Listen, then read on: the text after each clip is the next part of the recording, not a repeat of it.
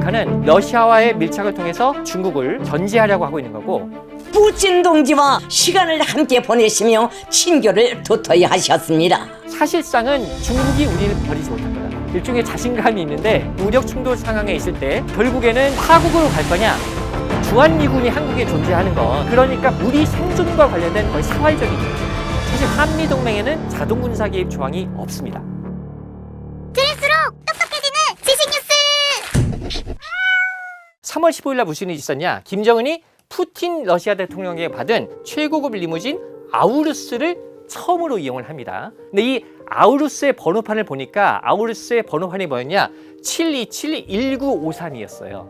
이 1953년 7월 27일이 어떤 날이냐? 6.25 전쟁의 휴전협정이 맺어진 정전협정 체결일입니다. 안녕하세요. 스프 컨트리부터 SBS 안정식 북한 전문기자입니다. 근데 북한은 이 날을 미국과의 싸움에서 이겼다라는 의미로 전승절이라고 부르고 있어요. 그리고 북한에서 매년 전승절은 굉장히 반미 투쟁을 상징하는 중요한 행사가 열리는 날입니다.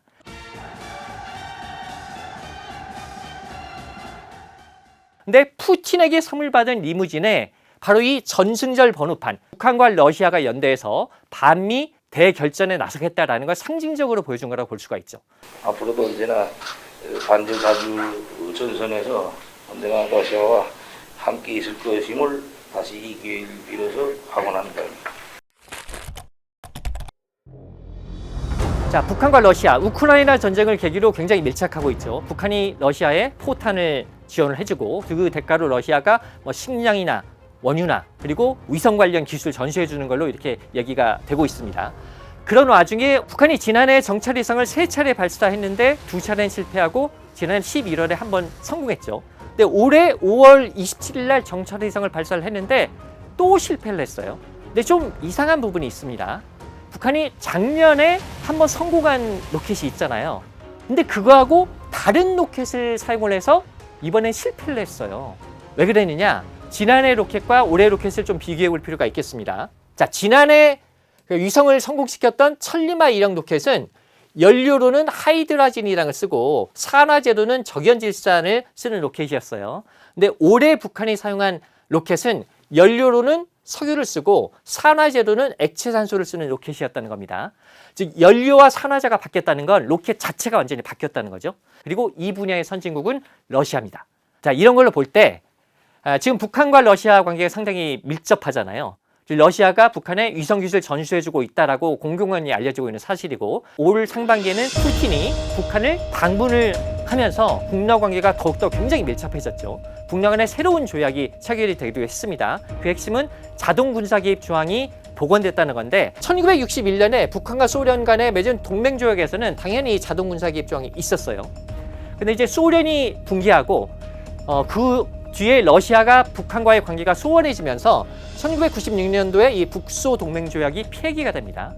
그리고 2000년에 다시 북한과 러시아 간의 친선 설린 조약이 체결이 되는데, 이 조약에서는 위기가 발생하면 즉각 접촉한다 이렇게만 규정이 됐어요. 사실 별로 아무것도 안 하겠다는 거죠. 근데 이 북러 간의 조약이 이번 2024년에 이른바 포괄적 전략적 동반자 관계 조약으로 격상이 됩니다. 이 포괄적이라는 건 무슨 얘기냐? 정치, 경제, 사회, 문화 모든 분야에 의해서 협력을 강화하겠다 이런 의미고요. 전략적이라는 건 단기적인 이해관계가 아니라 국가의 장기적인 어떤 전략 차원에서 협조를 강화하겠다 이런 의미예요. 그리고 이 조약의 4조에 자동군사 개입 조항이 다시 부활을 합니다. Подписанный сегодня договор о всеобъемлющем партнерстве предусматривает в том числе оказание взаимной помощи в случае агрессии против одного из участников этого документа. 근데 다만 과거에 비해서 단서 조항이 들어가 있어요. 유엔 헌장 51조와 북한과 러시아의 법에 준한다라는 용어가 들어갔습니다. 그러니까 유엔 헌장 51조는 무력 공격을 당했을 때 자위권이 있는 거니까 북한이 무력 공격을 당하면 러시아가 도와주겠지만 북한이 먼저 도발하면 러시아는 안 도와줄 수도 있다. 이렇게 해석할 수 있는 부분이 하나가 있고, 또 한 가지는 유엔 헌장에서 집단 자위권이 보장이 되고 있기 때문에 북러 간에 체결한 자동군사 개입 조항은 모두가 인정하는 유엔 헌장에 기반한 것이다. 그러니까 이 조항에 대해서 다른 나라가 시비를 걸지 마라 라는 차원에서 넣었다 이렇게 해석할 수도 있습니다. 이제 그보다 더 중요한 건 북한과 러시아법을 적어놨다는 거예요. 사실 북한법은 논외로 하더라도 러시아법에 따르면 러시아가 외국에 무력을 투사를 하려면, 즉 군사력을 투입을 하려면 의회의 동의를 받아야 되어 있습니다. 자, 근데 물론 이제 지금 같은 푸틴의 왕국에서 푸틴의 의사에 반해서 의회가 동의를 안 한다, 이런 건 상상하기 어렵죠. 하지만 푸틴이 이 의회의 동의 조항을 자기의 구미에 맞게 활용할 수가 있습니다. 그러니까 일단 북한에서 전쟁 상황이 발생했는데 푸틴이 보니까 지금은 러시아가 군사적으로 개입할 상황은 아니다라고 생각을 하면 내가 개입은 하고 싶은데 우리 의회에서 동의를 안 해주네? 이렇게 핑계를 댈 수가 있다는 거죠. 그러니까 이 의회 동의 조항이라는 건 사실상은 유명무실한 조항이지만 푸틴이 자신의 선택권을 행사하는 데 있어서 충분히 여지로 활용할 수 있는 조항이다, 이렇게 볼 수가 있어요. 이렇게 본다라면 북러 간의 이 자동군사 개입 조항에는 여전히 구멍이 있다고 보여지고, 지금은 우크라이나 전쟁을 계기로 해서 북러 간의 밀착이 굉장히 강화되고 있지만 우크라이나 전쟁이 끝난 이후에 북러 간의 관계가 어떻게 될지는 상당히 변동 가능성이 있다라고 보여집니다. Я вот и сказал, в том числе и в Пхеньяне, что мы тогда оставляем за собой право поставлять оружие в другие регионы мира. Имея в виду наши договоренности с Корейской Народно-Демократической Республикой, я этого не исключаю. 그러면 지금 우크라이나 전쟁에서 북한이 다시 러시아 쪽으로 군사를 지원할 가능성이 있는 거예요? 말씀 잘 하셨는데, 지금 이 북러 조약에 따르면 한쪽이 무력 충돌 상황에 있을 때 다른 쪽이 개입할 수 있는 거잖아요. 그러니까 우리가 일반적으로는 북한이 무력 충돌을 당할 때 러시아가 개입하는 것만 생각하는데, 그걸 역으로 생각해 보면 지금 무력 충돌 상황에 있는 러시아에 북한이 군사력을 투입할 수 있다, 이렇게 해석할 수도 있는 거죠. 근데 이제 그 부분에 대해서는 러시아가 아무리 우크라이나 전쟁에서 고전하고 있지만 북한군의 군사 지원을 받을 거냐는 부분에 있어서는 러시아가 여러 방면으로 좀 생각을 할 거라고 봅니다. 북한과 중국과의 관계가 미묘하다는 징후가 여러 군데서 포착이 되는데, 대표적으로 5월 27일 날 한일중 정상회의가 서울에서 열렸는데 바로 이날 새벽에 북한이 정찰위성을 발사했다고 통보를 합니다. 海上保安庁の海洋情報部に対し、今日午前0時から来月4日の午前0時までの間に人工衛星を打ち上げると通報があったということです。 즉 중국의 리창 총리가 서울로 오는 날인데 정찰위성 발사하겠다고 통보를 해요. 근데 북한의 정찰위성 발사는 유엔 안보리 대북제재 결의 위반입니다. 왜냐? 위성을 쏘려면 로켓에 장착해서 쏴야 되잖아요. 근데 로켓을 쏘는 기술이 소위 탄도미사일 기술과 거의 비슷하거든요. 근데 유엔 안보리 대북 제재는 탄도미사일 기술을 이용한 어떤 종류의 발사도 금지시키고 있기 때문에 북한이 위성을 쏘는 것 자체가 유엔 안보리 대북 제재 결의 위반입니다. 근데 이 안보리 대북 제재 결의 위반이 되는 행동을 하겠다고 중국 총리가 오는 날 통보를 했다는 거죠. 그리고 나서 한일중 정상회의가 끝난 다음에 이 정상회의 결과물에 대해서 북한이 비난을 합니다. 난폭한 내정 간섭으로 낙인하며 강력히 규탄 배격한다. 외무성 대변인 담화를 통해서 정상회의 공동선언문에 비핵화가 들어간 걸 비난을 하면서 규탄 배격한다, 이런 입장을 내놓는데, 북한이 중국이 참여한 회의에 대해서 공개적으로 비난한 건 상당히 흔치 않은 일입니다. 이게 중국에 대한 불편한 심리가 드러나고 있다고 볼 수가 있는 거죠. 자, 이것 말고도 중국 쪽에서 북한에 불편한 심리를 표현한 것들이 포착이 됐어요. 중국이 중국 내에서 밀수 혐의를 받고 있는 북한의 교관 자택을 수색하고 현금을 압수했다라는 얘기가 지금 전해지고 있고요. 그리고 중국 다롄에서 2018년에 김정은과 시진핑이 정상회담을 하고 해변을 이제 산책한 길이 있는데, 그 해변 산책한 길에 김정은과 시진핑의 발자국을 동판으로 만들어서 기념물을 만들어 놓은 게 있었어요. 근데 올해 들어서 그 발자국을 콘크리트로 덮어버렸다는 거예요. 두 정상이 발자국이 찍혀있는 기념물을 콘크리트로 덮어버렸다. 이거는 중국 지도부가 용인하지 않으면 일어날 수 없는 일이잖아요. 그러니까 중국이 의도적으로 이걸 지워버렸다는 건데 상당히 북한에 대해서 불편함을 나타내고 있다, 이렇게 볼 수가 있는 겁니다. 큰 틀로 보면 한미일 대 북중러로 해서 북중러가 묶여있다고 보지만, 지금 북한과 러시아는 우크라이나 전쟁의 포탄 지원을 계기로 굉장히 밀착했는데 중국과 북한, 중국과 러시아는 약간 미묘한 거리가 있어요. 중국은 미국과 전략 경쟁을 벌이고 있지만 중국은 어쨌든 세계 G2다, 글로벌 어떤 전략이 있기 때문에 미국과의 관계를 완전히 무시하지는 않거든요. 미국과의 관계를 어느 정도 유지하려고 하고, 그런 차원에서 북한, 러시아, 지금 세계적인 왕따 국가인 두 국가가 밀착하는 거에 약간의 거리를 두려고 하고 있어요. 그렇기 때문에 북한은 이런 중국을 러시아와의 밀착을 통해서 견제하려고 하고 있는 거고, 중국은 반대로 그런 북한에 대해서 좀 불편한 심기를 내비치고 있는 게 올해 상반기의 상황이다, 이렇게 볼 수가 있습니다. 북중 관계가 이렇게 균열이 심화되면서 파국으로 갈 거냐? 이거는 너무 확대 해석입니다. 북한 무역의 90% 이상이 중국입니다. 이것만 보더라도 북한이 중국과의 관계 무시할 수 없고, 중국이 원유 끊어버리면 북한 안 움직여요. 북한이 아무리 중국과 불편한 관계라고 해도 중국과의 관계를 무시할 수 없어요. 사실 중국이 마음먹고 북중 국경 닫아버리면 북한 유지되기 어렵습니다. 그렇기 때문에 북한 입장에서 중국과의 관계 중요시할 수밖에 없고요. 중국 입장에서도 아무리 북한이 좀 귀찮게 하더라도 북한이 존재하는 게 중국의 국가 이익이라고 보기 때문에 북한을 버리는 정도의 행동까지는 하지 않을 겁니다.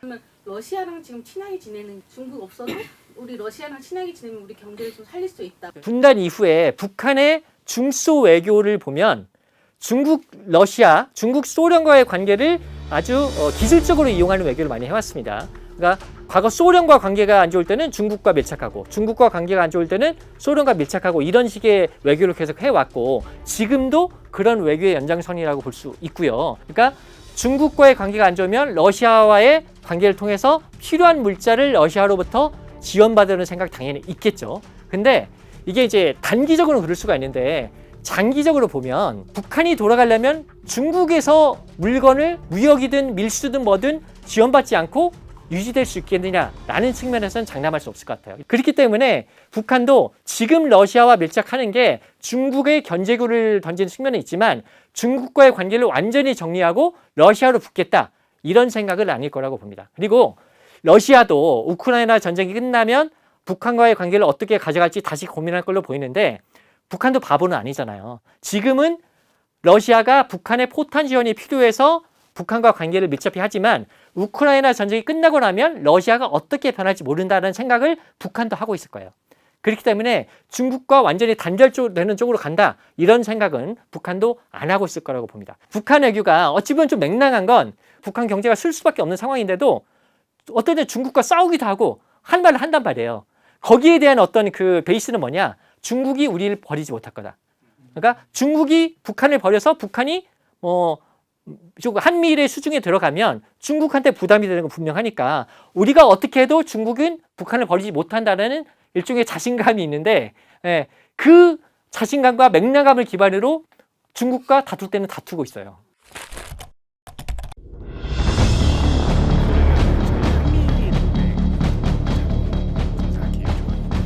이제 한미동맹, 우리가 전쟁 상황에 처하면 미국이 도와줄 거라고 생각을 하죠. 한미동맹에는 자동군사 개입 조항이 없습니다.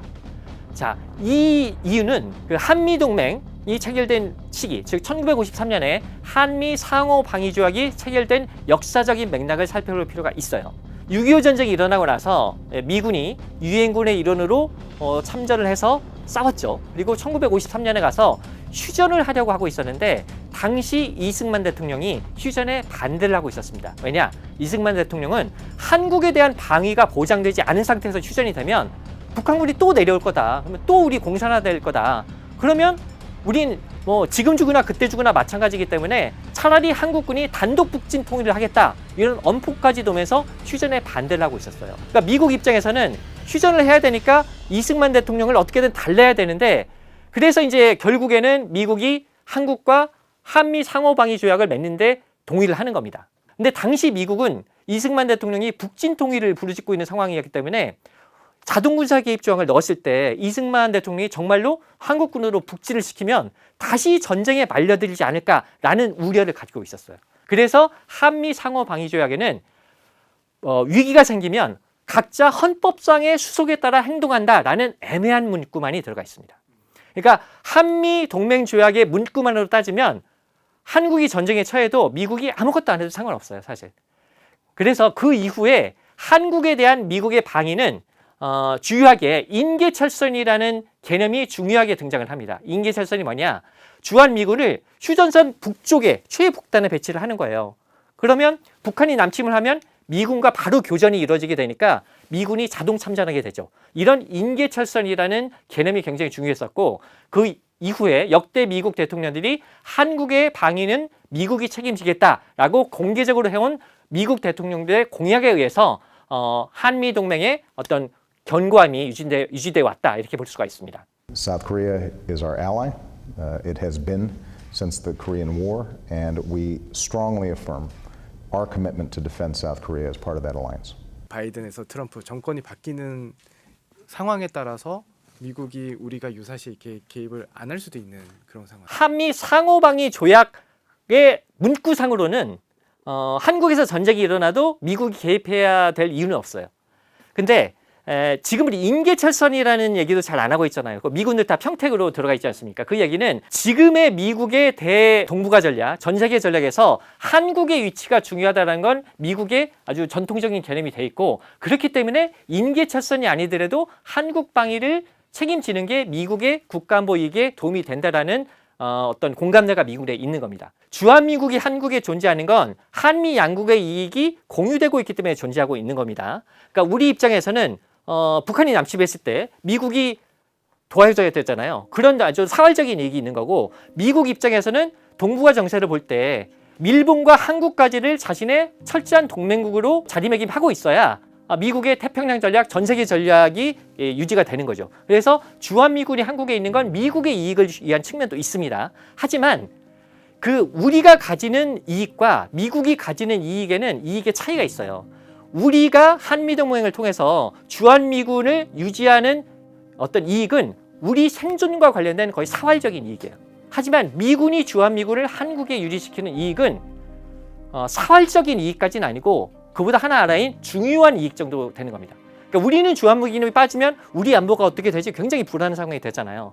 하지만 그렇다고 해서 미국 안보가 절대적으로 불안해지는 건 아니에요. 미국은 어쨌든 항모 전단이든 뭐든 전 세계 최고의 군사력을 갖고 있기 때문에 그 나름대로 또 방어선을 구축할 수가 있거든요. 그렇기 때문에 주한미군 주둔이 한미 양국의 공통의 이익에 기반하고 있긴 하지만 우리가 주한미군 나가려면 나가라, 니네 이익 때문에 와 있는 거 아니냐, 이렇게 쉽게 얘기할 수 있는 부분은 아니다라는 거죠.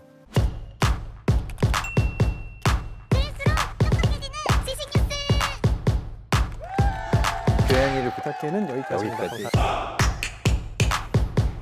다이어트도 칼로리 신경 쓰지 말고 드세요. 대신에 키토식을 해보세요.